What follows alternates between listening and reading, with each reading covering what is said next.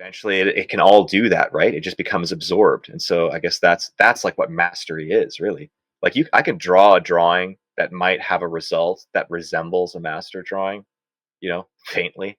Um, but I'm not a master because I had to study and work to make that result. Whereas a master sits down and just like he's absorbed that already. That And I think that's what that really looks like.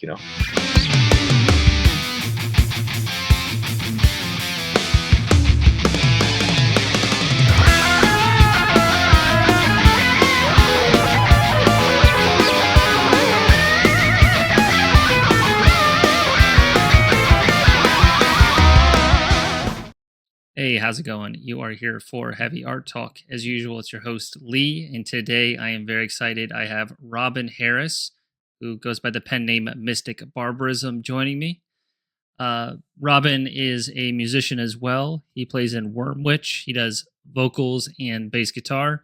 And then in terms of some art credits, one of 9, Silent Thunder, Shadow Dungeon, Baroness, Crawl, Full of Hell, and Devil Master come to mind. Without further ado, Robin, what's happening, man? Yo, surviving. Same, yeah, I feel you. Yeah. So you're back in Canada, and from what you were telling me backstage, your lifestyle is a bit different nowadays, a little more remote. Yeah, significantly. I went from Paris to Salmon Arm. Well, actually, I live in a small town called Eagle Bay, which is north of Salmon Arm, on the lake Shuswap, and it's beautiful. Are you enjoying, kind of the peace and quiet overall, or there's some things you kind of miss? No, I don't miss anything. This is where I've wanted to live forever. Not specifically here, but I always knew I would probably end up up here somewhere because it's just so damn expensive in Vancouver. Yeah. But mainly it was just anywhere in the countryside. And Colby from Wormwitch, my best buddy, and his wife, who's my other best buddy, they live out here, and that's where I am right now, is at their place for the internet. Nice. Yeah. But tell Colby thank you. I appreciate the good internet connection. Yeah. Oh man. So with your new lifestyle, like are you listening to music via like vinyl or CD, or what's that kind of like? Or are you still listening to music actively, or are you even kind of like trying to limit your exposure to that right now? I have been going through a period where I have not been listening to music, or it's been very limited, like CDs in my truck.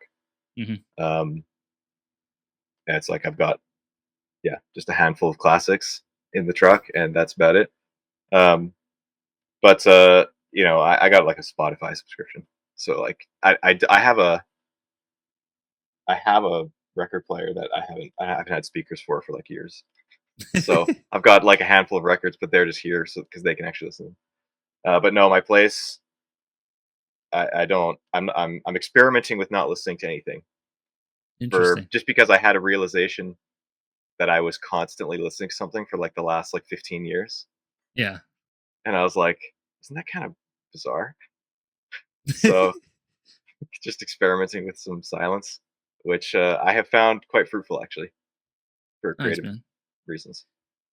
Yeah, it can be a lot. Just, I feel like I'm in somewhat of that treadmill of always having to be listening to something or watching something and always needing to be stimulated. So hearing that you're trying to be really conscious about that is pretty cool. You know what I mean? It's not easy either. It isn't easy, but I have made it easy because I have literally removed everything from my place. And that's a part of the reason why part of the appeal of coming out here has been a desire to have for simplicity. Yeah. And just like, I don't want to have to spend any willpower avoiding things. Mm-hmm. I want to spend all of that willpower like doing things or making things. And when you live in, I don't know, just like surrounded by McDonald's, it's hard. Yeah. Have you been able to fight off the temptation of Mickey D's, or have you indulged a couple times? It's not even around. It's not even around. Like it's in town, occasionally I'll grab an A&W. But last time I went to go get an A&W, it was like $20. And I was like, dude, this is not worth $20. Yeah, that doesn't surprise me. So it's just like, nah, that time has passed. I got chicken and rice. Yeah, man, like a bodybuilder or something. Yeah. One thing that I'm hearing some like buzzing on your end. Is there like somebody Oh riding like a shit. motorbike around or something? That's what it sounds like, dude. No, it's just my busted fan on my laptop. I could sit a little bit further away. Maybe it's better. Oh, that's fine. For the listeners, just it is what it is. I could try to reduce a little bit in post. It's not going to Yeah. make a difference you being farther away. Yeah. It literally sounds Yeah, okay. like somebody's like riding a motorbike around like your It's house or this. something. Yeah, no, it's actually dead silent outside. That's probably why the sound of my laptop is so loud. But I got this laptop. Uh, I wanted to be able to play some games on it, Yeah. and it's like a little bit too powerful for like the hardware. So it's the fan is just on constantly, and it's been on for like 6 years. So it's just kind of the bearing is fucked. I could tear it apart and change it, but no, I'm just gonna get a new computer. Eventually, once this thing dies. Well, cool, man. Yeah. Well, tell me a little bit about like your current art practice. We're chatting a little bit before we started that because you don't have a lot of the luxuries of a lot of what other people have, like in terms of convenience and stuff, that you're forcing yourself to draw and read and all that. So I was kind of curious to learn a little bit more about that. Yeah. Well, I have the luxury of time, um, which has been my most coveted resource. Um, and things just kind of reached a breaking point, and it was like, that's just all I need is just nothing else but time to do the thing. Yeah. And so that has become the sort of axis around which I've built everything. Um, so yeah, I mean, I basically just wake up. I have like a 2 hour kind of routine or ritual that I will progress through. That involves going for a walk nearby in the woods, and having breakfast and getting my fire going and rolling a joint and whatever. And then I basically will just work all day, but I'll kind of alternate like chunks of an hour. I'll like deep focus for like an hour, maybe with a short break, and then another hour, or maybe I'll take a break, just a complete break for like another hour, and I'll just like basically work like 6 or 7 hours a day, alternating. Yeah. Reading, and typically I'll start out like studying every day for maybe 2 or 3 hours, and then uh, it might go into design, and typically I'm working on maybe 3 or 4 commissions at once. Okay. So I'll have them in varying uh, stages of Yeah. completion. I've got a couple that I'm studying for right now, starting to come up with thumbnails. I've got a couple that are like finishing touches, some that are like mid rendering, and I'll set timers and like be like, okay, for the next hour, I'm going to just I don't have to think about anything. Notifications are off. I'm very hard to reach because I just go into the abyss all day. Yeah. Um, and then I have a specific day set aside, which is Tuesday, to do like admin and like make sure that I'm keeping up on emails and all that kind of stuff. Like I will do that throughout the week a little bit, but for the most part, it's just pure poring over art books, reading lots of like artists sort of biographies, and then just reading classics and anything that you got. I'm like regularly, because making art is such an outpouring of energy, right? Right. And it's incredibly draining, and there's so much thought that goes into it, um, which I'm trying to do less thinking and more executing. Mhm. Thinking when studying and planning, and then executing when rendering. but I can get into that later. But I have to make sure it's actually I think a prerequisite to like be filling the tank, so to speak. Yeah. I need to be reading. I need to be watching inspiring movies and stuff like that. But for the most part, I have found that I do not need things that I once thought that I needed for inspiration, like video games and movies and stuff. I'll watch a movie now and then, and I'll play Dark Souls and Morrowind, and there are like a handful of games that I love and will continue to play now and then. But for the most part, it's just books and art books. And I'm like, I get everything that I need from these things, and I just these days just bouncing back and forth. I'm reading right now Steppenwolf, Herman Hesse. I don't know if you're familiar, but for the second time, really enjoying that. And it's just like, draw, go sit by the fire for an hour, read, feel inspired, go back, draw for an hour, and it's just like then I go to sleep and just continue. It's almost like it's just a nap in between studying and drawing. Man, It that's has like the not that's been like that the way for me. that's a nice lifestyle though, man. But even before, like when I had just started and I was taking this seriously, so this is maybe like 3 years ago. Uh, I was working a job. I was working at night. And it was just like cleaning, uh, like bakeries and like heavy duty cleaning under equipment and restaurants and stuff like that. And then but I was working at night, and so I would like it takes me a long time usually to get going and build my momentum. And I have to kind of go through this ritual to get in the mind space to do good work. Like I could sit down anytime and like have a pen in my hand and draw some bullshit, or I Right. can be in the right mind space where I'm like ready to put in the effort and like get a little obsessed Yeah. to get the results that I need, the patience required, you know, to just kind of keep pressing. Um, I know takes me a exactly long what you time to mean. get there, and then I was regularly finding myself like just getting started, and then having to like switch gears and feeling very uncomfortable and frustrated, having to go to work when you're like just want to draw. And so eventually, that was why I was like, I need to just. I saved up money and I just burnt the return ships and was like, I'm quitting.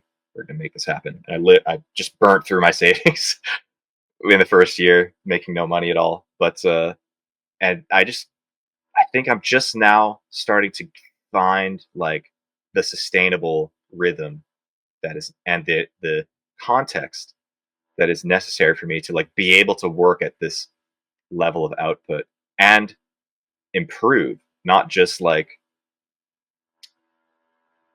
pumping out drawings, Yeah, because staying in there's my a comfort zone all difference. the time, you Yeah, know.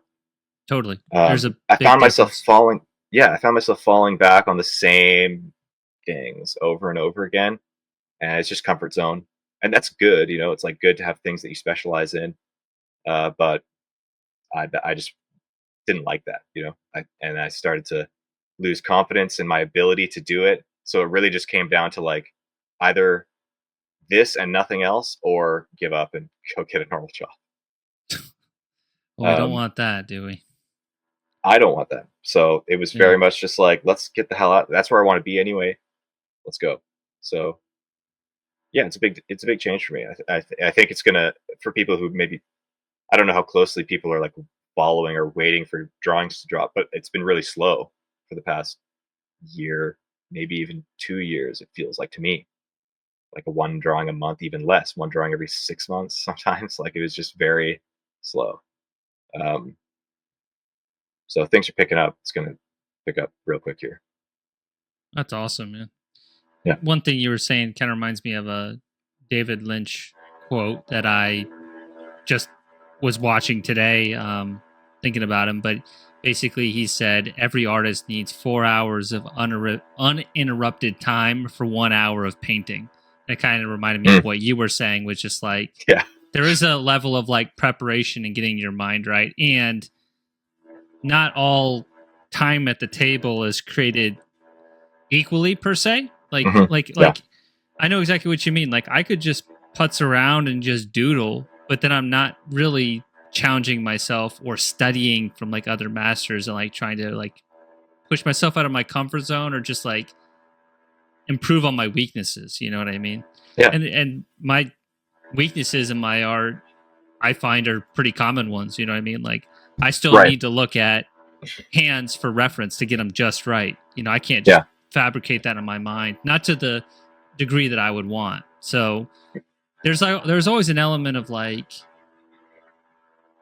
being comfortable in where your abilities are, and then like if you have enough preparation and time, you can still produce really really good work. You just need to like be self-aware. You know what I mean? Yeah. Yeah. Lately, a big thing that I was running into recently was getting way too precious with my rendering. Yeah, Do you know what I mean? totally, Um, man. and it just takes so long because it's so nerve wracking. And I've kind of it's not necessarily a new idea, but it's refreshed in my mind lately, which is that you are at where you're at with your skill level, so you have to be aware of that. But I don't want to be compensating for my skill level when I'm doing a job with like paranoia and like Right. perfection or perfectionism, because then you just get a strangulated uh, version of what you might have got if you were just executing, if you were just accept where you're at and execute. And there's a certain amount of like Flow the state. way I've been put. Sorry. Like flow state. Like instead of Yeah, like second guessing every stroke, you just go for it. it's like in a kind of metaphysical way, which is the way that I think about it, and I've been discussing it recently with some friends. Um, you have to have a kind of like good faith collaboration with fate in a way. Yeah. Um, you have to be like a huge portion of this is not up to me. Uh, I'm channeling, something. I'm tuned into something, and I'm here. Like I am going to execute the knowledge and access to technique or technique that I have apprehended or whatever. But the rest is like materials and and allowing space for uh, I would say like the numinous or like the divine, basically, in the like connection between me and maybe my conscious self or with the subconscious self, and seeing things that I didn't necessarily plan if I was like iron fisting it, and Yeah. like allowing yourself to kind of yeah, the materials to kind of do their work. Um, and so yeah, when I'm approaching a rendering a drawing now, it's like I'm at where I'm at. The time to be careful is when I'm studying, when I'm learning how to create spatial relationships to get proportions right, and I'm uh, just trying to understand what I'm seeing. And it's like I can look at something really hard, but until I try and draw it, I'm not really seeing it. Right. I'm not Yeah. really seeing how this relates to that other thing. And so like I don't want to be doing that while I'm working on a drawing that someone's paying for.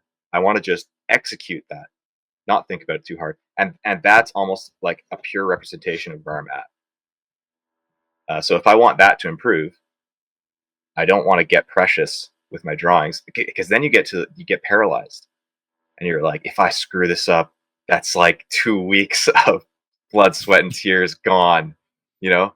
Um, Yeah. and it didn't have to take 2 weeks; it could have taken 3 nights if I had just and like been like, this is the result. Is it cool? If not, do it again. You would get two drawings in the time that it took you to do one perfectionist, stressed out drawing. Uh, Yeah. so Oh that's man, what that's I've been good. thinking about a lot recently. I don't know if that sounds if you can relate to that, but Oh, I could totally relate, man. There's always an element of just like surrendering. And yeah. the level of surrendering does depend a little bit on the material you're using as well. Like for Hmm. whenever I'm doing anything that has watercolor, there's like a whole another level of surrender Yeah. because I there's don't have that any one. experience with it, but yeah, Oh God, dude, it could be very I nerve want to. wracking. I'm kind of procrastinating on a piece, kind of, but I'm really more like preparing, so studying. So like Yeah. I've spent, weeks on this piece, and then what I'll do to help with that surrendering and just going with the zone is having a map to follow. So like this is a value study for a piece I'm doing. Oh yeah.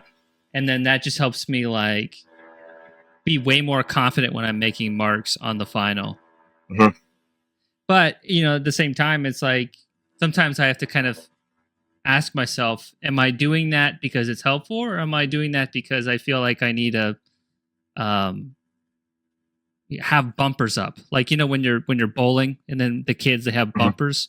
Sometimes I wonder if me doing all these studies is helpful or not. In this case, I think it's helpful It's because I'm helpful. doing paint, but you I know, think it's helpful.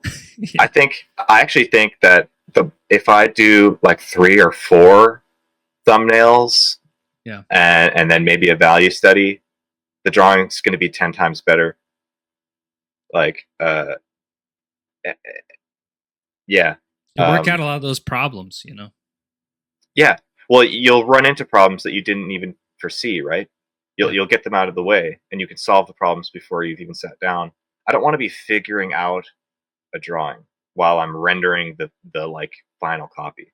Yeah. I want it to be to figure it out, and then you let it go where it might go. Like, there's always going to be that's where I'm putting all the love really into that drawing. So right off the bat, it's going to be higher quality, and there's going to be all kinds of little details and little relationships that maybe didn't come out in the thumbnails or whatever. But that this is the drawing, right? This is the one. So we've done all these studies, and they were nothing, right? But they were useful, and I might Yeah. use them, definitely use them for reference when you're laying it out. I think it's not a waste of time at all.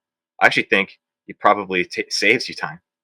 No, it actually does. As I'm saying this, you're reinforcing why I do it. But I will say, Yeah. all right, here's me procrastinating. I'm about to have to leave town for some stuff in my personal life, and I'm like, once again, I'll make it productive procrastination.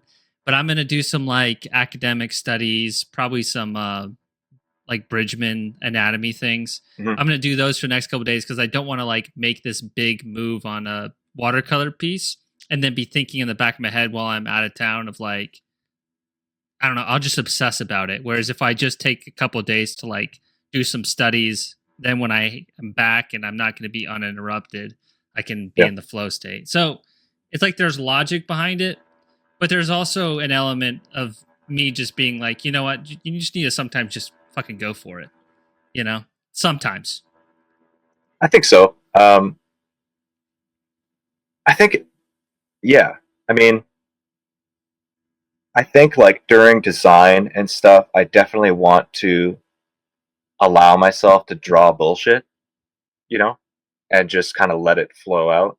And I'll draw a lot of stuff that I look at in my sketchbook. I'm like, nah, but just had to try, you know, Yeah.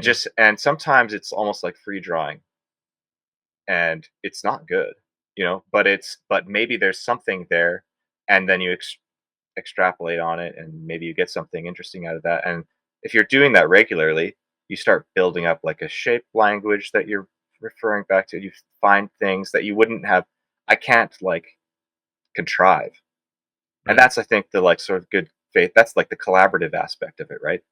And so in that sense, you have to kind of let go a little bit in order to receive things. Otherwise, you get a sort of tyrannical approach to it. And I think that's how you get stuck, kind of just doing the same thing over and over again, or just doing things that you understand, or whatever. So Yeah. I don't know. I guess it's like there's no one right way to do it, but there's a balance for sure. Like just letting it go and sort of just attacking the paper with and because so much knowledge is stored in your body, right? It's stored in your muscles, and how much of that have you really absorbed? And I like to see that Yeah. when you just kind of go and like, how much anatomy do I have in my body that I don't even have to think about? And then if you do that, it's super valuable in the sense that you could see right away where all your weaknesses are, Yeah. and then you'd No, be like, I know absolutely. exactly what to study. You know, um, I've been doing a lot of anatomy recently too. Not I want to get some of those Bridgman books. My friend Sarah, and she's got a bunch of them. But Yeah, they're great. I love those Dover books. Yeah, Um, really affordable too. just so good. I've got a Dover one right now that I've been studying, and it's just like a Dürer, one of the Dürer sketchbooks, like anatomy sketchbooks. And so I'm I just just got copying this, every image in the book. dude. That's how you do it, man. I just Yeah. got this. It's a '70s book, but man, it's thick and it has, I think, almost all of Durer's stuff, engravings, woodcuts, like everything, and it's pretty nice, man. Uh, some of those older books, I feel like some of them were printed poorly, but this one is Mhm. one of the best Durer books I've seen. Um, but yeah, like, so who have you been kind of like obsessed with and like studying? So it sounds like Durer's one. Are there any others? Yeah, there's a handful that are just kind of like the mainstays. Yeah. H.J. Ford is a guy that I constantly go back to. Uh, he was just there at the beginning. I like the first studies that I was doing when I started taking up drawing again seriously were like H.J. Ford studies, and it's still a lot of pre-Raphaelites. I mean, he's basically borderline pre-Raphaelite. Um, Rossetti a lot recently, uh, and uh, and Durer and Dore. Like no one Oh, really yeah, obscure or Dore. anything really, Yeah. you know. Um, Dore especially. I find myself steering more towards primitive like perspective and compositions than he does. He's got much more of a sort of like a lively realism to his scenes, but it's especially the stuff that he did for I think it's Orlando Furioso. There's the engravings with maybe they're etching. I can't remember. I always get the term mixed up. But Yeah. Me too, frankly. what's it's where it's like the knight with like the griffin in like the Oh, yeah. woods, and then there's ones with him like flying through these like enormous mountaintop towers and stuff, and there's like distant light hitting the I know what you're talking about. Yeah. even more distant towers and stuff, and it's just like wow. Um, so yeah, a lot of obsessing over that stuff, and just medieval art on Pinterest or in whatever books that I've got. There's some like alchemy books that have a bunch of weird medieval stuff in there, and medieval like ornamental stuff, and some Art Nouveau like pseudo medieval Yeah. ornamental stuff. Been focusing a lot on ornamentals because I found myself falling into the same. Like I found a handful of like shapes that work and I just use them over and over again. And it's Yeah. like that's cool in one sense because it's almost like a language, Yeah. but and you create a sort of consistent world. But I just want to branch out, so just trying a bunch of different stuff and wanting to get into more graphic stuff. It's kind of a I feel like you've always been really good at the graphic, like kind of knowing when like making something flat is like a really good thing. Like I feel like you've always had a good sense of that just from the outside looking in. But like you also know like where that can go. You know what I mean? Like you have the vision of where you could keep stretching that. Mhm. Yeah, I actually think that I mean graphic art is like the foundation for composition. Oh yeah. Really, it's like at its most like elemental, and you're working with like. Sorry, am I losing connection here? Slightly. Your audio is fine though. It'll probably bounce back. Sorry. Okay. Um, yeah, I think the basis of composition is kind of like graphic design. It's very binary, um, and a lot of like ancient art is is It makes me think of like basically Japanese art, you know? yeah, it's graphic. I mean, the oldest art you can find, cave art. You know, it's graphic, and as soon as you can, I'll compose basically all my drawings graphically, and then build perspective into them. And I think that's kind of how you get the kind of like wrong, like pseudo perspective of the Middle Ages and Right. stuff like that, which I like. I find it Yeah, surreal it's and cool. weird, right? Um, and yeah, I mean, there's just a sort of graphic applicability to a lot of that ancient art, and that's why it's used so often by um, like black metal artists and just wherever. And I mean, it's the foundation for everything, really. So it's not until much later that we get like the academic art and we get all these methods for producing perspectives. I mean, that's cool. There's nothing wrong with it. I'm not talking shit Oh about yeah, yeah. realistic perspective or anything, but I do think that, yeah, having a good understanding of graphic art is like can only improve your compositions, no matter what kind of art you're doing, I think. What? So tell me what you think of this. When I am like studying art and I'm like in a, let's say I'm working on a particular thing, like I definitely lean more towards correct perspective, realism, that kind of thing, surrealism, whatever, fantasy illustration, you know? Mhm. But like, are you like, would you find it maybe difficult to one day study an artist and it's like all about realism, and then the next week you're studying stuff that's more graphic? Like, would you find that some of those approaches would be making it actually harder for you because you're like going two steps forward, one step back? Or what's your take I on don't. that? I.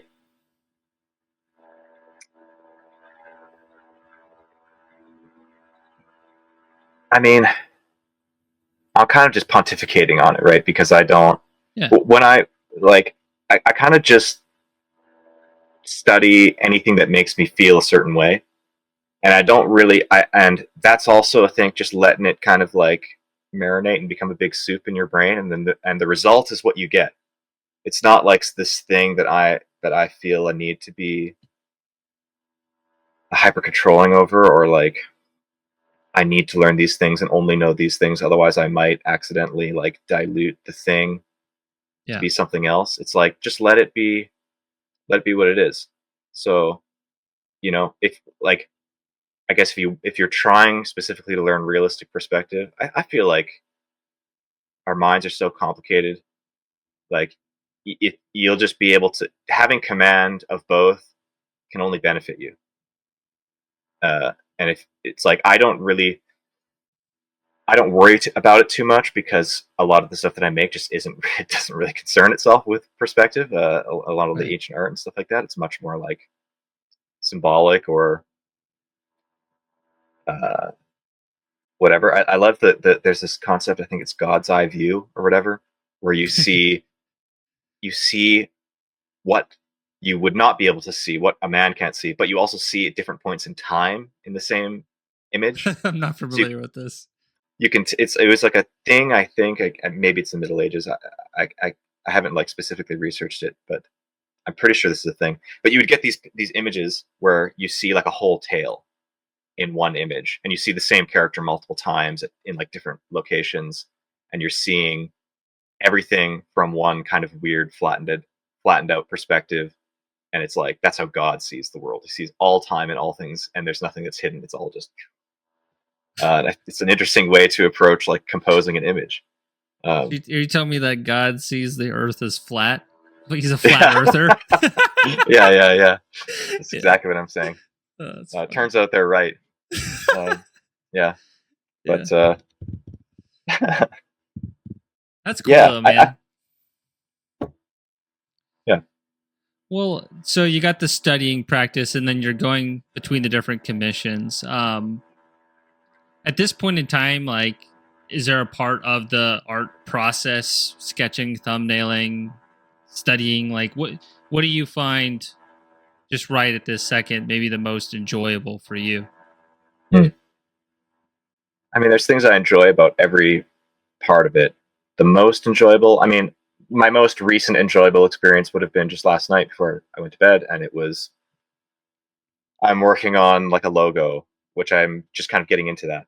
Um, and I had a realization recently that I was like, logos are ornamental in nature, and I just need to study a shitload of ornamental stuff so I can absorb it, and then I will approach like trying to and text and calligraphy and whatever, just like absorb it and then try and design some stuff instead of like just trying. Like, no, I don't have the I don't have the materials. So I was doing a bunch of that um, yesterday, and then at the end it was like, okay, well, technically I'm like done drawing. I've done like 6 hours of drawing. It's like 5 a.m. Um, And I was just like, I'm just gonna sit here and try some stuff based on, you know, just see what comes out. And Yeah. this just uh, at this point, I did was listening to some like old Tower and just sitting there trying some stuff, and cool stuff is coming out, and I'm like, I'm and it's new stuff. I'm not like retreading old ground, and so there's just this like exploration and like uh, recycling of the things that you have studied, putting them together from disparate sources, creating new stuff. It's just pure entertainment. But Yeah. also at the same time, when you get something out of it, it's like that's just a gift that I have. Like I just sat down here and I was having fun, and that's something that I'm going to use. Uh, so that's something I love. And just sitting down with, and part of that whole process is sitting down with my art books and just like flipping through stuff, seeing one little thing in a drawing that I like, and then just copying it, like just a little whatever. And I'll just have pages just full of like a, a bunch of little things, just with the pen straight in and whatever. It's fun. Yeah. I feel you, man, because it's you just learn so much. Like, feel like personally for me, I made my biggest strides in technical ability when I was like really deliberate about studying for Zeta, which a lot of Mm, people study for Zeta. Like, I'm not uncommon in that. And mm, I like to study from a lot of other people, so I don't fall too much into that treads. But man, like his command of like light and shadow, that was something that I looked at my older work and I didn't really have because I didn't go for that. And I was like, you know what? I want to deliberately get better at that. And yeah, now most of my work, I try to have pretty strong light and shadow because it's what really just speaks to me, you know? So like totally. it's cool like what you're saying, and I feel like a lot of myself, I never even thought like, oh, copying other artists was even like a useful exercise when I was younger because I just Mhm. thought it would just make me not as original, but it really is one of the best learning tools.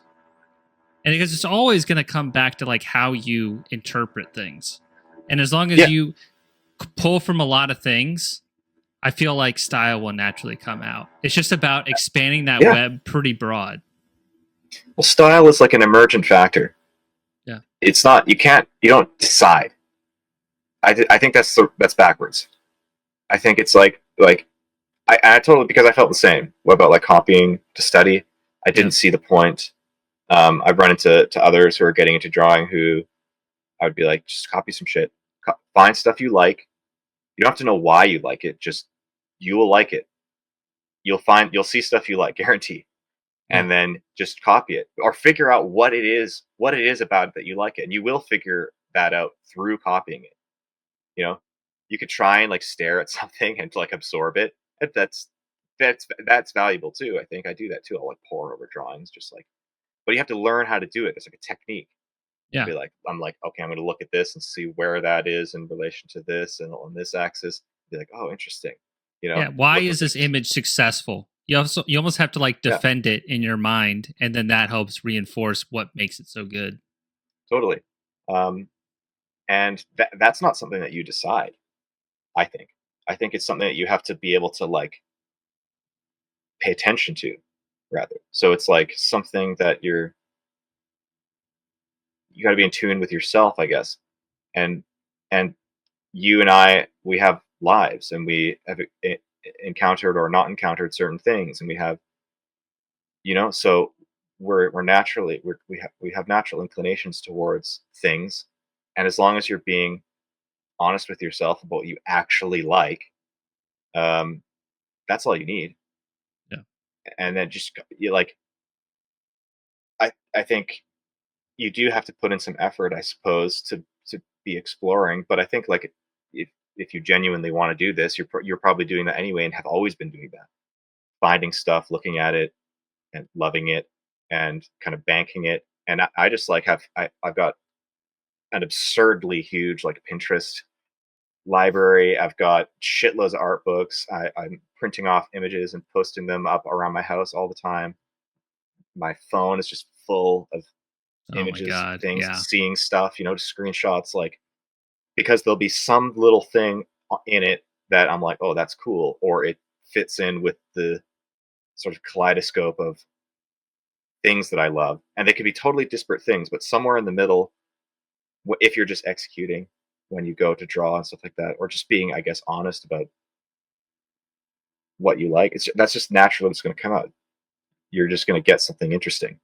Yeah, if you literally just find a drawing on Pinterest and like copy it and like change it a little bit, um, that's I mean, it's still studying. At the end of the day, like especially with the huge like tattoo boom, and like Yeah. Pinterest tattoos is like a huge thing. Um, and I know shitloads of tattooers, and it's just like bread and butter. Like, guy comes in with a knight he saw on Pinterest, and you just kind of change it up a bit and tattoo it on him. Like when you do that, you're still like copying that, unless you're just tracing it with an iPad, which happens. But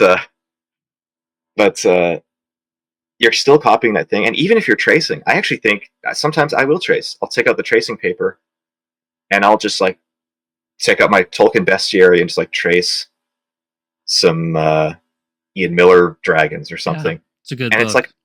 like, I'm not gonna draw a dragon like Ian Miller, but being forced to like copy every minute detail, and seeing the just how it's implemented, seeing how loose actually it is, even though it's very tight and considered, like, it's not precious. With all these little details, like, Yeah, it really isn't.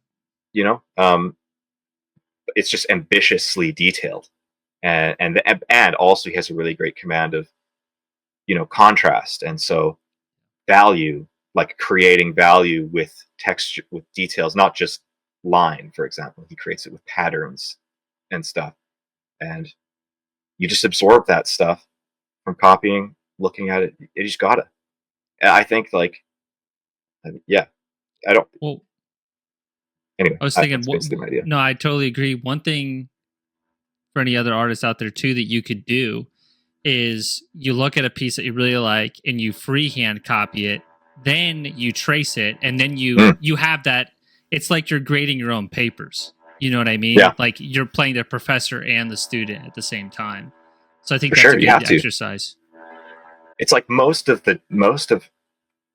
learning drawing is totally independent, and you do have to kind of be like, obviously, going through having like an academic background or whatever can be helpful. Have a good teacher that can just point out things right away, like, that's. But at the end of the day, you know you have to actually absorb it and learn it, and it's going to take a bunch of time at home. And that's a great method. I've never done that exactly, but I might now. I've been doing. Do you know the Barg drawings, or like the Barg drawing course? No. It's it's probably not. It's probably not exactly what it is, but as far as I understand, it's based on essentially the like academic standard of like drawing in France in the, I don't know, 18th, 19th century. Uh, they learned particularly on um, like models, like not live models, but like statues. Hmm. Um, and this book is just like a tome that I'm borrowing from a friend, um, full of these like drawings of statues, and you're supposed to just copy them, and it tells you how to like put like a line, and be like, oh, So you can see like hip the tilt eye and is stuff like lines up that. with the nose and this and whatever, and you're just like, apparently it was like studying these classical statues would develop taste, um, and you would also develop your. So I'm just making sure that it's not disconnecting. Audio's been fine. Just every once in a while, the video. Okay. If audio is fine, that's cool. But yeah, it would help develop taste or whatever, and you just copy. You're just sitting there copying, and I'm copying plates. They were copying actual models, but it gives you all these things, like don't move your head, move only your eyes. Otherwise, Interesting. you will tend to like foreshorten things, or figures will get longer because you're looking down when you should just be using your eyes, Ah, stuff like that. Um, and learning how to like see line at uh, in volume, yeah. and where to put a line, and these sorts of things. So it's like you want to copy. I mean, I guess we are privileged in the sense that we have shitloads of like archived art to study. Yeah. It's definitely, I think, most effective when paired with nature study. Like I am doing a drawing right now that is got a bunch of like Kittleson-esque, like Theodore Kittleson-esque trees covered in snow. It's like a paysage d'hiver like cover. Um, Cool. it's not actually, but No, it's that I kind have of vibe. a vision in my mind. Yeah, exactly what you're Yeah, saying. yeah. But I was studying some Kittleson drawings for this purpose, and struggling to comprehend what I was seeing. Really, you're copying, but I'm not understanding why it is what it is. Um, and I had to go out. Fortunately, there's lots of snow around here, so I was able to. I live in a similar environment and was able to just go look at a bunch of like trees, and suddenly it's like, oh, I understand, you know. Yeah. And suddenly I look at this drawing, and now I understand the sort of abstract form in it. I was like, he was looking at trees when he drew these. He was not looking at a drawing of trees, you know. So Yeah. there, it. I think you get both. I think it's good to look at nature, but when you look at nature, you have to know what it is that you're going to render and what it is that you're not. And when you study a master, you see what it is that they rendered and chose not to render, kind of. But you don't Their know what they chose not interpretation. to render if you don't study nature also. Good point. Very well So said. yeah, I think so too. I'm surprised. All right. So, with that in mind, let's pull up some of your art and, just talk a little bit about maybe some of the experiences making it or techniques and so Sure. on. So, these two here. Hell yeah. So, yeah, tell me a little bit about them. One of them was used for like a Baroness poster, wasn't it? The one on the left? Yeah, I think they were gonna use it for a shirt, but it ended up being used as a poster. I'm not sure, but yeah, I mean, both of these. Well, okay, so it's interesting. I mean, the one on the left, for Baroness, they were very kind of loosey goosey. They just were like, we love sword and sorcery, we love Elric, you know, um, dark fantasy stuff. Let's go. Uh, Perfect.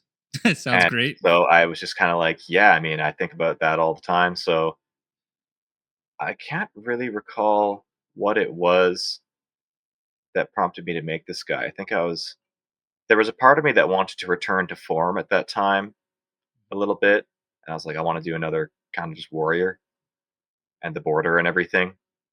Um, you might think that's what all your drawings are, but at the time, uh, yeah, I don't know. I remember enjoying this drawing, but also it's deep in the time where I was mostly struggling with drawing. Hmm, Um, People have seem to have liked it, and it did pretty well. Um, but yeah, this is one of the first drawings that I was experimenting with, actually, where I started adding in graphite into my ink drawings. interesting. It has a like a So good value range there. Then is that why you're using yeah, it? yeah, I mean, mixing it with the ink, especially with like dense ink, getting like subtle midtones or just like darkening something up without adding more ink to it. Um, because maybe I liked the lines. uh, and I just didn't want to lose them because they had an appeal or whatever. But then also you can see like on the dragon on the white dragon on the right hand side, it's basically rendered entirely with graphite. I think I might have done the outline with ink. Um, but yeah, and you can see his face actually is entirely graphite. I didn't ink the face. I remember I was too stressed, so I was like, Well, and I that was was a about to part of it. say, I love how like bare the face is. There isn't like Mm, rendering really on the face. It's just like the markers for geographic landmarks of like the face, right? But like hmm it has a lot of confidence, man, because like it's so easy to fuss up the face with detail that's not needed. Yeah, I picked up that from like Harry Clark, Beardsley, and like Amano, stuff like that. Just like if you want, I mean, if you want to make an old looking decrepit guy, put a bunch of detail in the face. If you want to make a sort of young heroic, it's like as minimal as possible. Yeah, And so just yeah, you figure out those things, and that's the one thing that I feel pretty confident in is faces, and that they have been kind of my comfort zone. And interesting. I can kind of just sit down and I'll just bang out a face with a little helmet on in my sketchbook all the time as almost just like a subconscious thing. Um, and lately, I've been thinking like there's a lot of things like that that are subconscious. Dragons as well.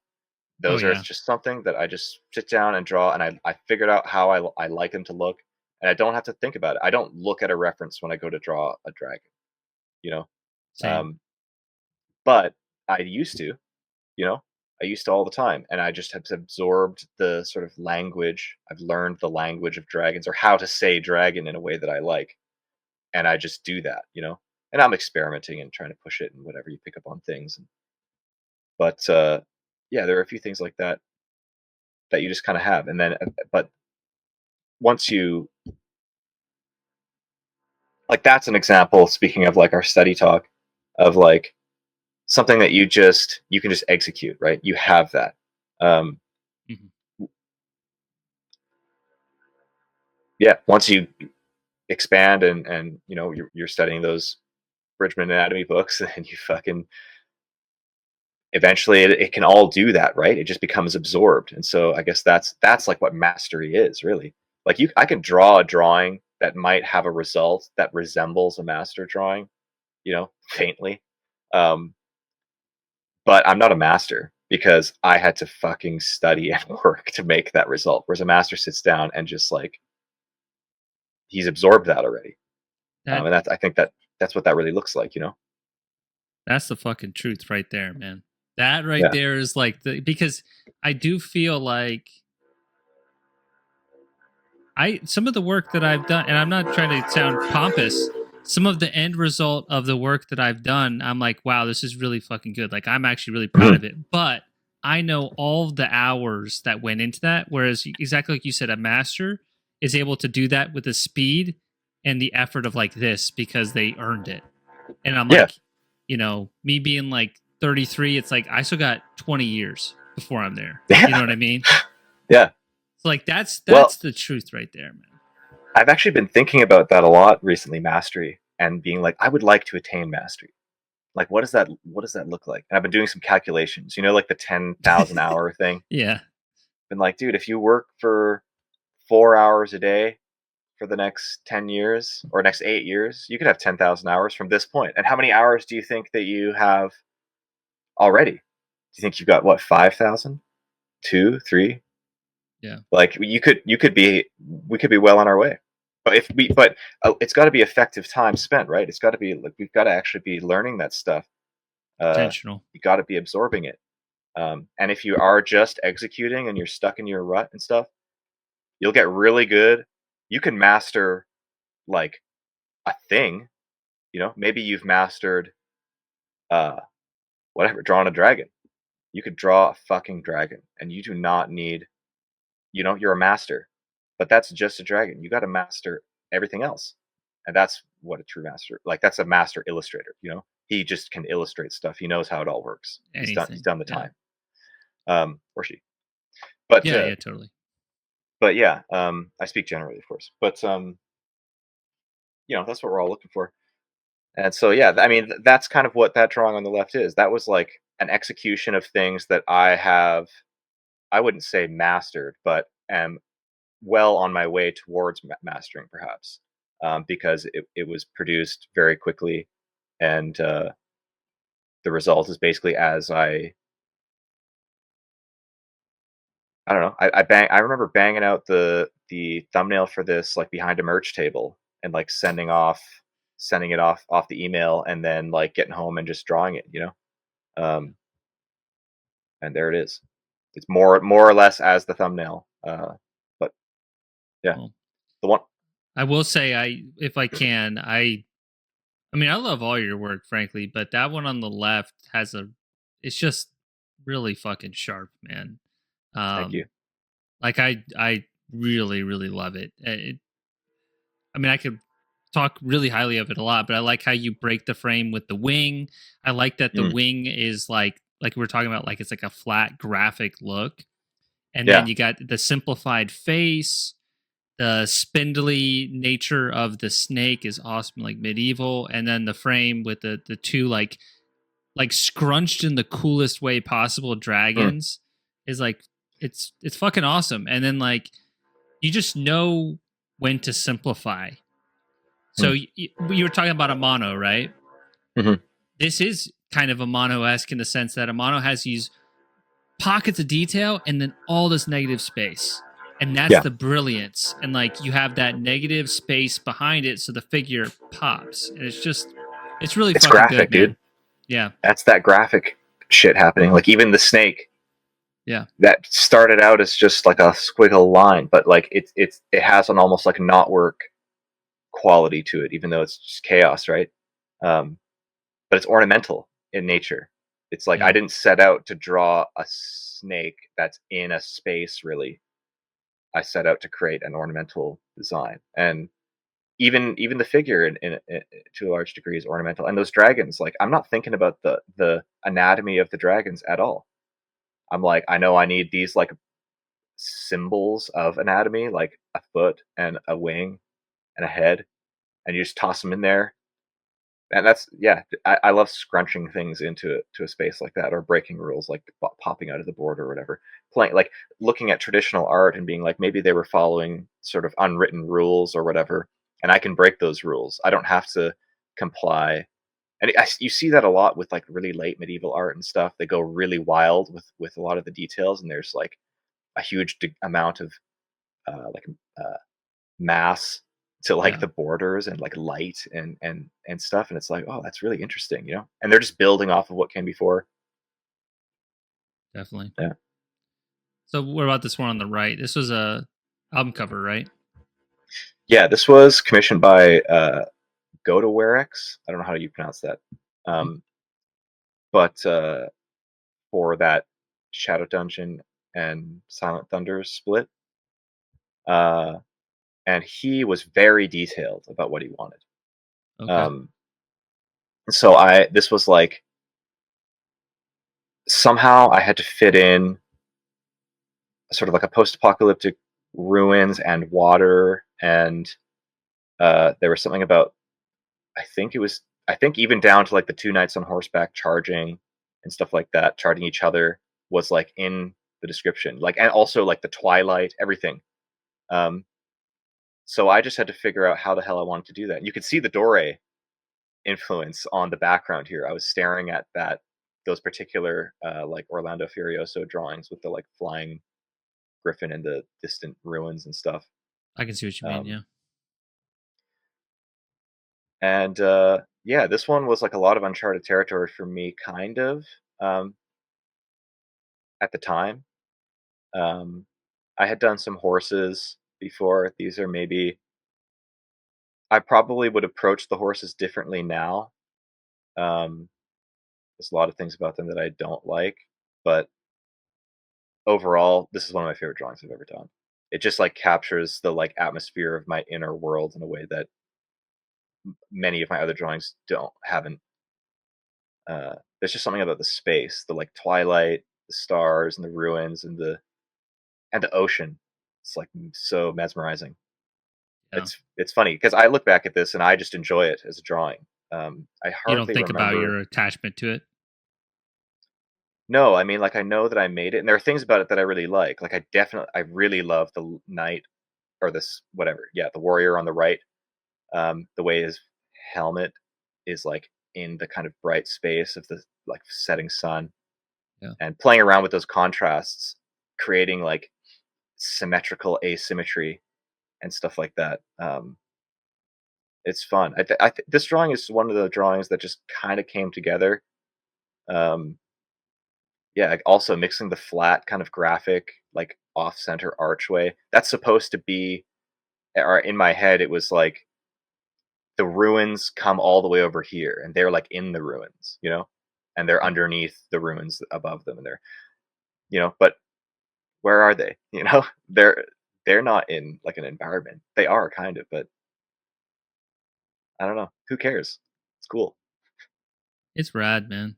And it's funny you're talking about the prompt, and as you're doing that, naturally my mind just goes like, if I gotten that prompt, how would I have done it differently?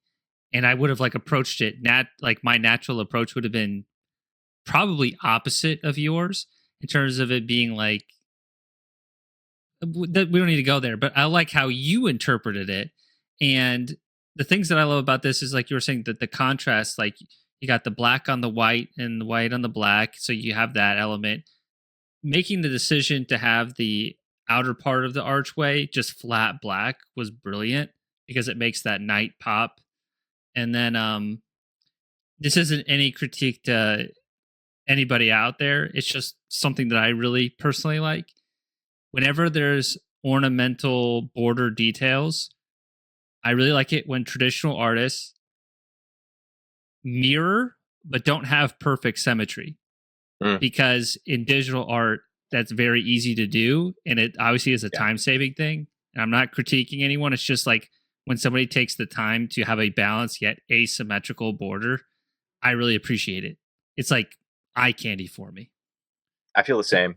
yeah. Um, yeah, it's just worth the extra effort. I also intentionally don't use measuring tools, because so you could see like it's clearly not perfect, like Yeah. especially zoomed out like this.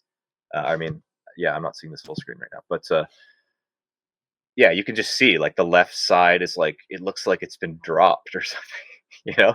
Um, but just obviously it's intentional. I play that up.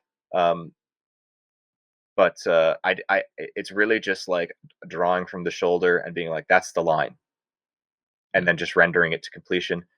And kind of in maybe misunderstanding of the Middle Ages and what tools they had available for like illuminating manuscripts. But it seems to me that it was all just like be fucking careful, and then much later you get maybe more tools and stuff. But initially it's just like really small, be careful, and it's just imperfect, and I like that.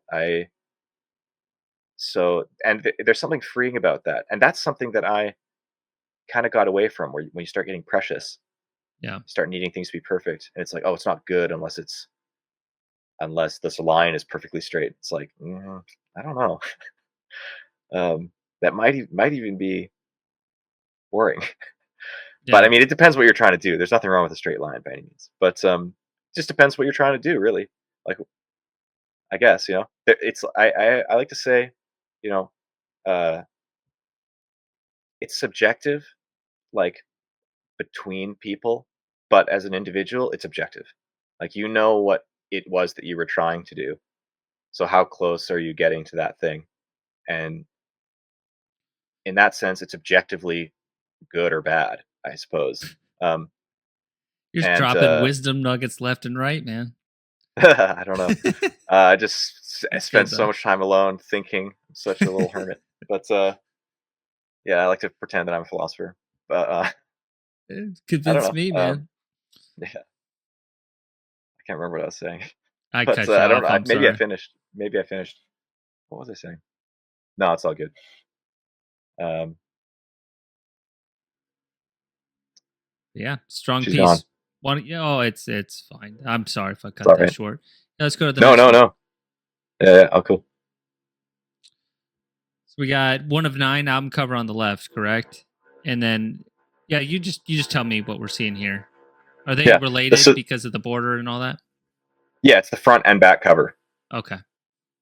Um, and this is supposed to be Carn, the fortress of the Witch King in the north. Okay. Um, and obviously on the front, it's him at the height of his power. There shouldn't really be a dragon there, I don't think, in the lore, but it's cool. Yeah. Um, I could be wrong. I'm trying to think about when the Witch King. This is not relevant at all, but I don't think he had any dragons at his disposal. I'm not going to be the Um, guy to correct you. I'll tell you that. yeah. Uh, and then yeah, the back is just like after he's been overthrown. Basically, it's like nature has taken over, Okay. Nice. and I see that I, now. I Yeah. love yeah I love like Tolkien evil. I love the sort of purity of it. Um, but I'm not like worshiping evil. I think it's really awesome. But I love that it's overthrown, and I love the triumph of nature. And so it's cool to play around with both of those things and like do the evil justice, but then it makes victory that all the sweeter, kind of. Yeah. I mean, I that makes a lot of sense. Was that part of the direction that you brought to table, or are you interpreting the prompt and kind of going that way with like the nature element of the back cover? Do you recall? I actually can't remember if we had discussed that particular thing. I know that they wanted me to do a front and back cover. Um, yeah, I think that like it actually being Carn was Randy's idea. Randy, the drummer from One of Nine, is like the biggest Lord of the Rings nerd in the world. So he's like the master of the lore, and I think I might have just been following orders. But they were orders that you liked essentially, and you like had a Yeah, vision for. yeah. Him and I see eye to eye on these That's things. cool. Nice. Do you recall when you were preparing for this drawing, like the reference sources or the ideas for the clouds? Because the way you design the clouds is really cool and offers a nice contrast with the heaviness of the castle. Hmm. I was just kind of curious um, how you kind of explored that idea. I think the clouds are kind of just a natural evolution of what I had been doing at the time. For some reason, the cloudy sky has obsessed me uh, in art or in life, and trying to figure out how to translate it in ink, especially, and have it It's not hard look, in ink, man. And I want it to look to look archaic to a certain degree. Um, that's just something I'm always trying to achieve. I kind of want to not be clear when it was made. Um, and that's just like a general goal, I guess, that I have all the time. So, I think I was looking at various different sources, but the it's just that's another thing that I guess I've kind of absorbed to a certain degree, just making a bunch of big. I don't know. It's like, do they really look like you? They read as clouds, but it's just kind of a bunch of lumps. Yeah. Um, that's just, I guess, motion is like a big thing for me. I like having parallel like lines of action, I guess. Yeah. Um, and so I do that a lot. You can see there's kind of an upward, like everything's moving up to the right, kind of like, especially in the left one, but just the shape of the landscape and the direction of the clouds are moving, the slanting like uh, rays of light coming through the clouds and everything. Everything's kind of sweeping up in a direction, and I tend to do that. I don't know where or I got that or why. It might even be something like a mano. Um, I mean, might I be have a Frazetta. similar compulsion. I can Yeah. definitely relate to it, and like it's especially important with something that is static like a castle. So now that's your opportunity to add motion Totally. because castles sometimes lend themselves to that, but this one really has more of a confident strength to Yeah. it, The you know. big black castle thing was where it all started. Um, Yeah. I remembered the thumbnail, and it's basically just a bunch of black, vaguely a castle, and that just I liked the idea that the snow, like the only detail you'd really get is like the snow falling over the castle. Just like how much can I communicate with that with as little in some ways as little work as possible, Yeah. without being lazy, to get the effect. There's also the effect of almost like stars, which I like.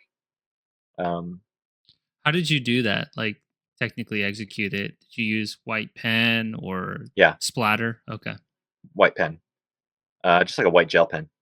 Yeah. I would like to switch to using like mixing like white paints and stuff like that, and using brushes more.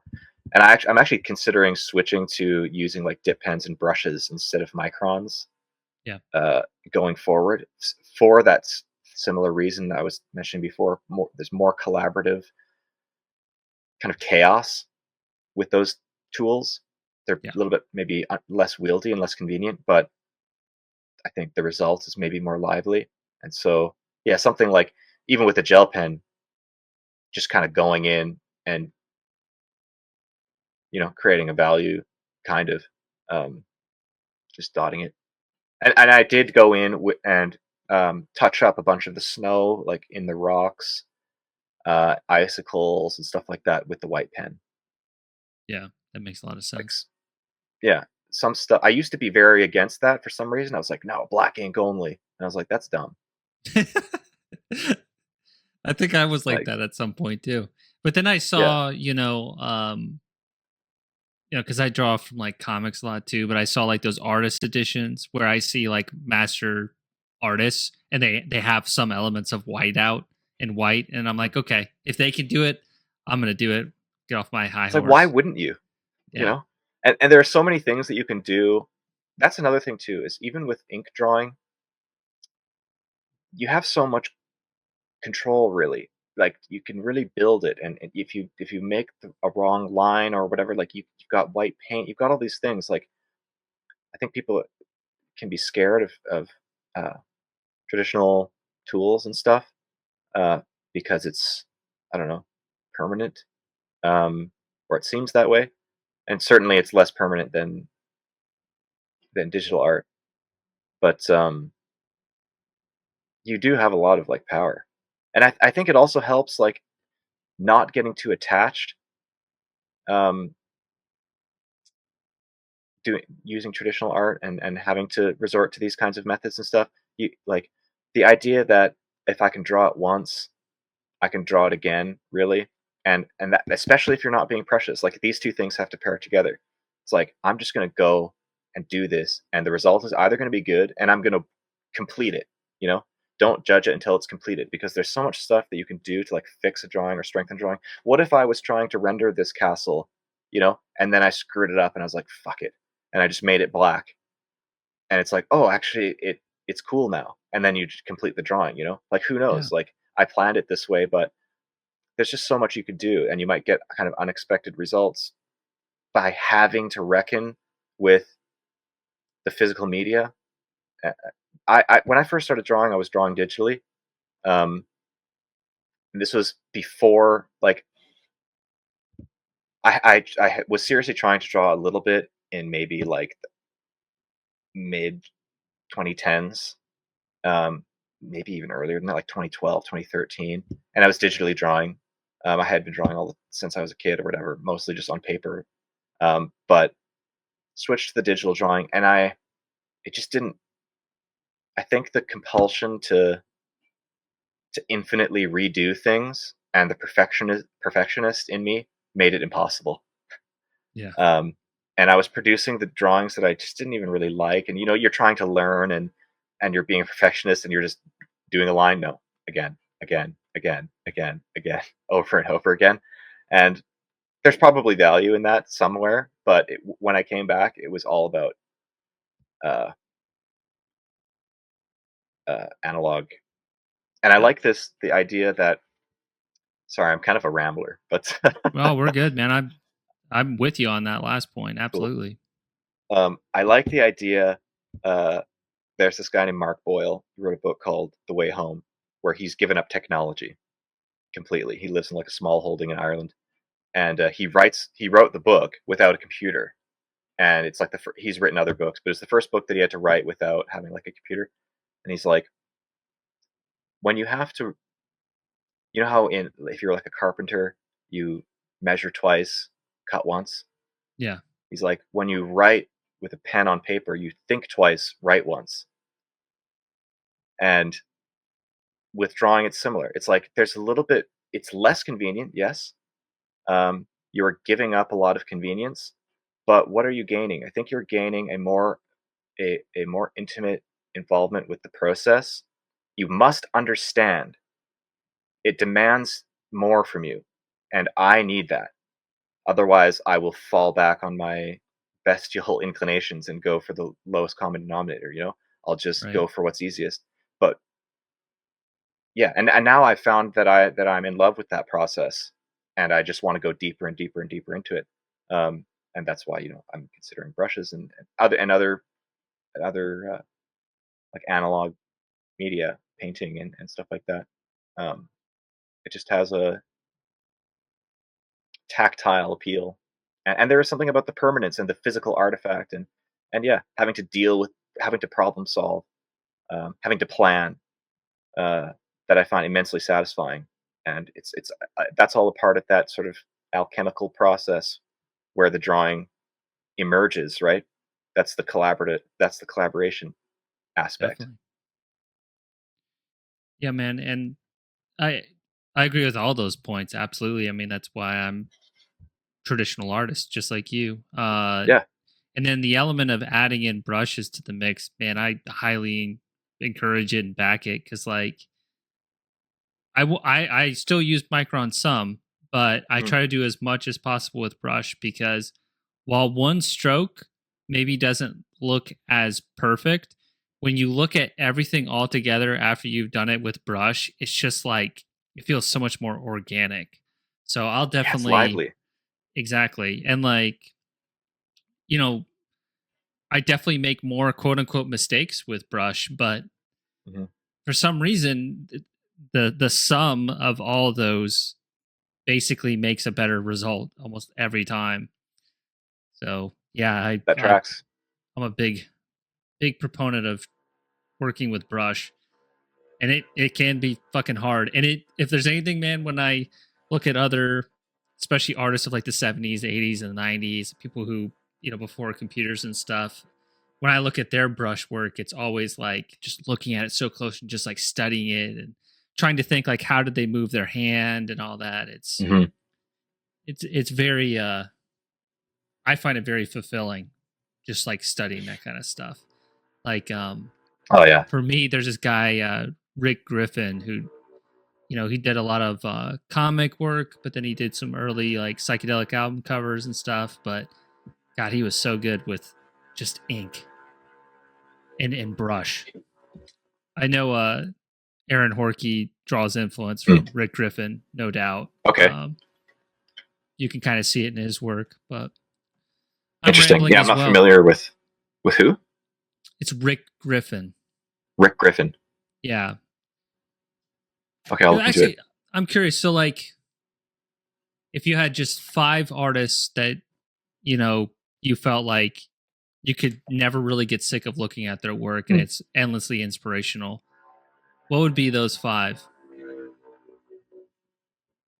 Mm. Or just name a couple off the top of your head. This doesn't have to be for all time or anything. Yeah, yeah. No, I'm just thinking. I mean, I guess there's just the ones that have stuck with me so far that I've encountered that I can remember the names of enough to go back to. Alan Lee is like very high on the list. Um, maybe Ian Miller. Definitely. Same. Um, Dore and Durer, of course, but they kind of just go without saying. They're like the gods. Um, I really like Bruegel or Bruegel. I don't know how his name is pronounced. Hmm. Uh, these are just I'm regularly going back to these artists in particular. I guess H.J. Ford as well. Um, Yeah. I guess you've covered a couple of them today, but yeah, I think it's cool too because like that's such a broad source of influence. You know what I mean? Like it's not like they're all kind of in the exact same time period, which is cool. yeah. I think it's interesting. The subject is quite the same, though almost. I mean, Yeah. it's typically mythological, or I mean, obviously Ian Miller is quite eclectic, um, but especially Alan Lee. Like Alan Lee is following like the pre-Raphaelite path in many ways. He's got his own thing, of course, but there's definitely like a romantic, mythic through line in basically everything that I find myself drawn to. And then there are certain things that are maybe like an outlier, like maybe Amano. Yeah. He has a romanticism to his stuff as well, but he's definitely more surreal and everything. But it's clear that he like that's the interesting thing that he brought to uh, like video games was like a romantic, like almost classic or fine art approach, Yeah. uh, which is so was kind of abnormal, I guess, at the time. There's like a Maybe still, spontaneity to his work too, you know? Like it's not yeah, overly tight. And I find that like some artists it's like you look at just one image and you know like how powerful and good it is, but with like a mono it's like I look at 20 images and then it's like I have a better picture of what he's capable of. Whereas when I just see mm, one, it's only showing like one fragment of what he can do because there's that element of like sure, spontaneity. Like the totally. breadth He's of got a his huge work. range. Yeah. Yeah, yeah. He's got the Japanese spirit though, like, and they're just the masters of the. Like his stuff is very graphic, and they just have that. Like they got it figured out. Yeah, it's Um, just inherently part of that culture, man. From yeah, I mean, actually, speaking of Japan, a huge influence on me recently has been wabi sabi. hmm, Are you familiar with this? no. Uh, I don't know if I can summarize it satisfactorily for someone who's is an expert, but as I understand it, it's very very relevant to what we're talking about. Um, it's essentially uh, there's a sort of respect or reverence for things that are decaying or are in, incomplete or imperfect. Like the ideal things are sort of transient. Yeah. Um, it there's a kind of simplicity to it and humility to it, I suppose. Um, it started out as like a or the story goes it started out as like a rebellion against overly ceremonial or overly like ornate tea ceremonies, and there was this particular guy, I can't remember his name, um, starts with an R, but he started hosting tea ceremonies for like high officials in like a peasant's shack with like crude pottery and like a spoon made from like a stick that is very irregular and not symmetrical and all these things. And it was like Nate, like perfection is like imminent in nature and doesn't need to be like added to, basically. Interesting. Um, and yeah, there's this sense of in relation to drawing, and especially when you look at like it makes it an appearance in a lot of Japanese art, especially early ink drawings, and their sort of stark minimalism, like so much is communicated in like a brushstroke, and you know that like 90% of that brushstroke is ink and like horsehair and paper doing something, but the artist knew where he wanted to put it, and had the right technique or whatever, but like the vitality is in this kind of like uncontrollable chaos factor, um and the yeah, simplicity of it all. um anyway, I'm sure that, I mean, just because I think that that's baked into a lot of Japanese ink drawings, it's it shows up in Amano's kind of loose Yeah. spirit, I find. No, I see. I know exactly what you mean, man. Yeah. And it makes me want to immediately pull out the art book. And I have like 4 art books from Amano just to look through, man. So I got a bunch of treasures in that element. Well, I do want to start kind of wrapping up. Mm. Uh, Anything that you wanted to touch on, or anything before? I have one more question, but what did you have in mind? Anything we uh missed? We didn't talk really about music at all, but that's fine. that's fine. um I have like a maybe a shout out for Yeah, a do a friend. shout out. I just want to, my good friend who, Colby, who plays in Wormwitch, his wife Saren. She's a painter, an excellent painter and a tattooer, and she is more than capable of making an incredible album cover, and is trying to break into maybe picking up some commissions. So if you are interested, or people are interested in oil painting and they have taste, you like mythology and the Middle Ages and whatever, and if you're here, you'll probably like her stuff. So Saren Horn on Instagram. And how do you spell the first name? Serein Horn. Very cool. Um, yeah, if there's any bands or anyone out there, or some people, she's Yeah, good. I'm just trying to absolutely. And like to signal blast basically. yeah, if I remember when I'm editing, I'll put some images up from her Instagram right here. Yeah, cool, And if I'm cool. forgetting now, then you can call me an idiot in the comments. Um, Last question from me, and thank you for your time, man. I feel like it's been it's a conversation I needed today. You know what I mean? Cool. Sometimes these things kind of all work out, and it's good to think on a larger scale at times. But last question I have, it's related to what you're saying with Saren. Like, any advice for artists who maybe want to get their work out more, or I'll let you handle it however you want. Maybe you want to improve their skill, Hmm. because that's a different venture as well. Well, I feel like improving your skill, we've almost spent the whole I episode guess talking you're about that. right. Yeah. Um, so like I don't know if I would have anything to add, but like really it's just, I guess, be honest with yourself about what you like, and that's how you're going to get authentic work, right? Um, when you, it's not about you, really. You are there to participate in a process. And I think it's good to recognize your insignificance in that, and be like, I'm here, and because of my experiences, the things that I have been exposed to, whatever, my natural inclinations, I am drawn to XYZ. Just figure out what that is. You probably already have an idea, and then worship it and make your art in service to those things, and study it. That's what that is. Like, what is it to love something? Is to try and understand it, really. A person, a kind of art, uh, a time period, humanity, whatever. Like, go and try and understand. And in drawing, what is it you're trying to do? You want to understand how things fit together.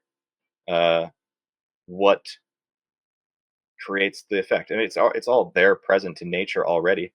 Um, but like we said, you can study nature, but you need to know how to study nature, and you need to know what the uh, results is that you're trying to get. And so I think that that's why master studies are also important.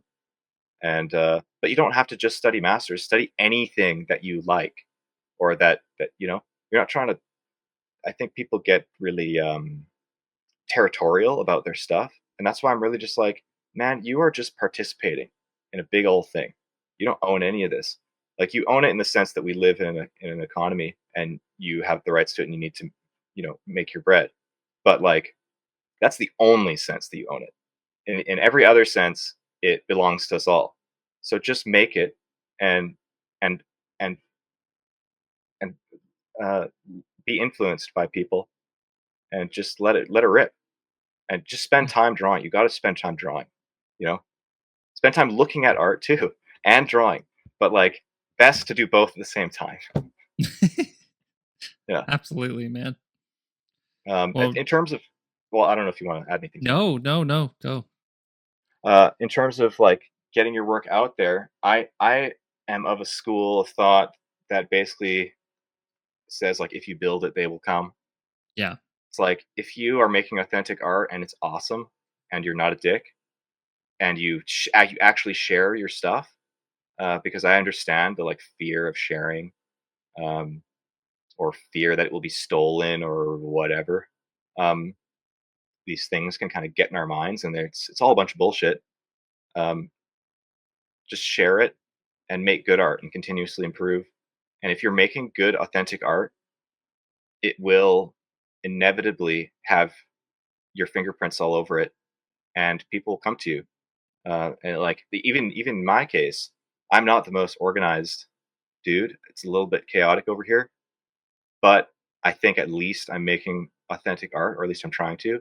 And so I get clients, and I'm also, you know, I've got a bit of a platform. The band's getting a little bit bigger. Something happened 2 years ago, and I went from 700 followers to like 10K, then 20K, then 30K, then 40K, and I've been just cruising at like 40,000 for like 2 years almost.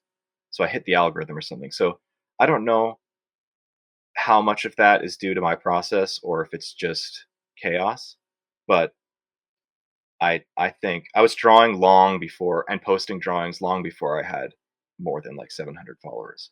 You know, so just do it. And if you like music, say particularly you want to get into doing uh, art for bands, don't send out monthly emails asking them, um, or whatever. Maybe you get jobs that way, but I've never responded to such an email. We get them all the time with Wormwitch. So it's actually interesting. I guess I have some insight because we also commission a lot of artists. Yeah. Um, we tend to just reach out, uh, and find someone that we like. That's typically how I think it'll go. I think that there's no harm in doing drawings that you want to do, personal drawings, and then putting them up for licensing to like establish a repertoire or like an area of expertise. And also set your boundaries and be like, I'm not going to be able to do this drawing justice, or I have no interest in that, but maybe I could do something like this.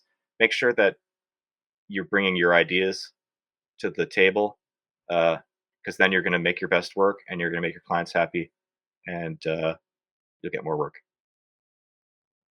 Very well said, man. And I agree on pretty much all those points, especially the like. I think I went on it on like my last video, but the whole marketing and the platforms and the social media and stuff. I'm not saying it's not important, but Hmm. as an artist, to me, my number one advice is get undeniably good. What that Yeah, means is individual to you, but your focus mostly should be on getting undeniably good because everything else will come if you focus just yeah, on that. yeah. So It's like, I think, go ahead. there's no rush. There's no rush. Just Yeah. get the skills. Maybe you already have the skills. See, that's the thing. So that, like in the case of my friend Saren, she's she's teaching me stuff all the time. She's much Right. more educated than I am. Her grasp on anatomy and everything. It's like she's significantly advanced technically. Um, it's just a matter of, I guess, I don't know. You have to break in somehow, and so I do think that reaching out to bands, it's not like, uh, There's nothing wrong with reaching out to bands. I think it's just the monthly email or like regularly sending out spam emails and stuff like that. Don't Yeah, do that. there's a difference. Um, Well, so I'll reach out to musicians every once in a while.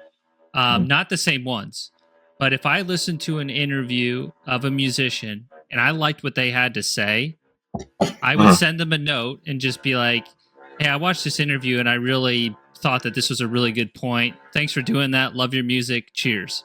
I send nice things to people without mhm, expecting anything in return.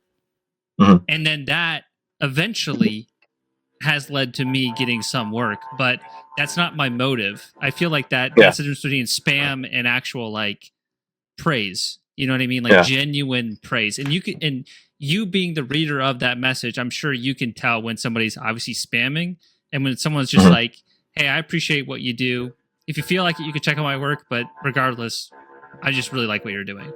Like mhm, there's like a way to write it that is once again authentic. But that's just my take. mhm. If you're getting like No, hammered with a bunch of messages, it's fucking annoying too. yeah, yeah. I mean, a lot of them just go unread or whatever, but it's just sort Yeah, of like, uh, I think just be genuine. And at the end of the day, it's a community. Um, and I think your best bet is being authentically engaged with the work that you're making sure that that's true, and then also being authentically engaged with the scene that you're interested in being involved with, yeah, which is like, go to the shows and as you would as a genuine lover of that thing. I think if you're trying to like, there's no trick, you know? yeah, There's no exactly. like, just like, use the right hashtag or post on a schedule or something. It's like, nah, like just make good work and be genuinely interested, uh, and put in some effort, you know, go and do stuff, make stuff happen. Um, not everyone has to, if you're, say you're an artist and that's your part to contribute. Um, and you don't have to put on a show or something like that, but the more you do, the more people you meet, the more involved you are, you have those conversations, you have a reason to reach out, um, and it just snowballs from there. A guy who knows a guy, Exactly. you meet him at a gig, whatever. So much can start on just social media. That's the positive side to social media. There is one, you know it's a multitude. It's like everything's there. There's a whole lot of bullshit, but like, and it doesn't all happen there. It definitely helps, but it's really like genuine connections with real people, uh, and real stuff. It's all being made by real people, really. So yeah, I agree. good stuff And anyway. then the last point to that is just if it hasn't happened for you yet, there's no other choice but then to keep going at it and be Yeah, patient and keep aiming higher. So yeah, yeah. we're not trying to say this in the way of being like, "Oh, it's easy, just do these things." It's just Oh no, having your principles right and just like your north star to keep following. You know what I mean? absolutely. Yeah, it's not easy. Yeah. It's not easy at all. Uh, but it's worth it, and it's fucking interesting. You know. Yeah. So like, what else you need? Well, Robin, dude, I appreciate it for everybody watching.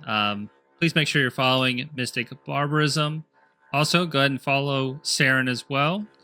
Uh, and yeah, I'm going to be doing these episodes at least every other week for the foreseeable future. And thank you as always.